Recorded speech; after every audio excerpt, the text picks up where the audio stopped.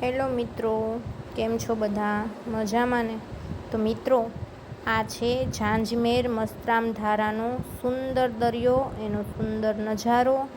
તો આપ લોકો પણ આ નજારો માણો, જાણો અને સમય કાઢીને ચોક્કસથી આ કુદરતી સૌંદર્ય ધામ મસ્તરામધારા ખાતે ફરવા આવો.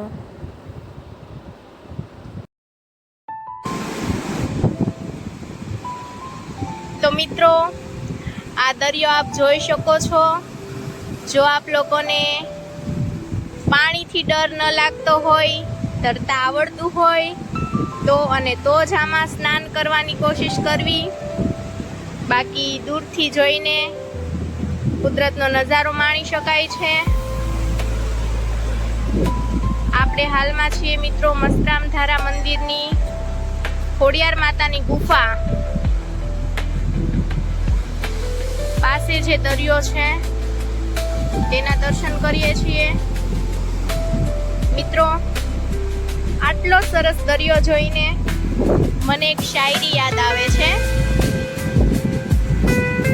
દરિયાના મોજા જેમ રેતીને પૂછે નહીં, દરિયાના મોજા જેમ રેતીને પૂછે નહીં કે તને ભીંજાવું ગમશે કે કેમ, એમ પૂછીને થાય નહીં પ્રેમ. જી હા મિત્રો, આ કુદરતી સૌંદર્ય એટલું બધું છે કે તમે ચોક્કસપણે કુદરતના પ્રેમમાં પડી જાઓ.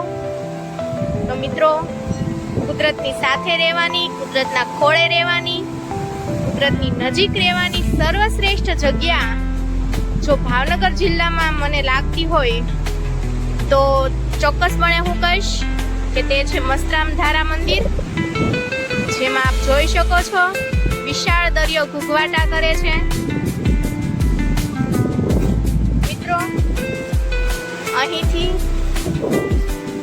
નીચે દાદરા ઉઠીને દરિયામાં જવાની સુંદર વ્યવસ્થા છે. આજુબાજુના જિલ્લામાંથી પણ પબ્લિક ખૂબ અહીંયા આવતું હોય છે. અહીંથી મિત્રો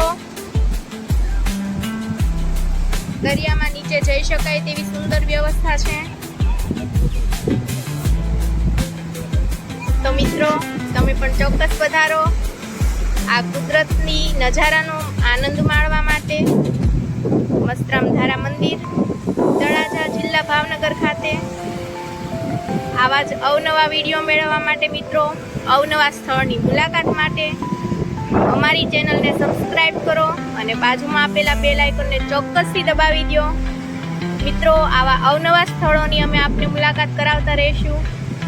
અન્ય વિડીયો આવે ત્યાં સુધી અમારા આ વિડીયોને અન્ય મિત્રો સાથે શેર કરી દો, ફ્રીમાં છે. તો મિત્રો, આવા જ અવનવા વિડીયો જોતા રહો, ખુશ રહો, આનંદમાં રહો અને આવા જ કુદરતી સ્થળોના મુલાકાત લેતા રહો. અન્ય વિડીયો આવે ત્યાં સુધી આવજો.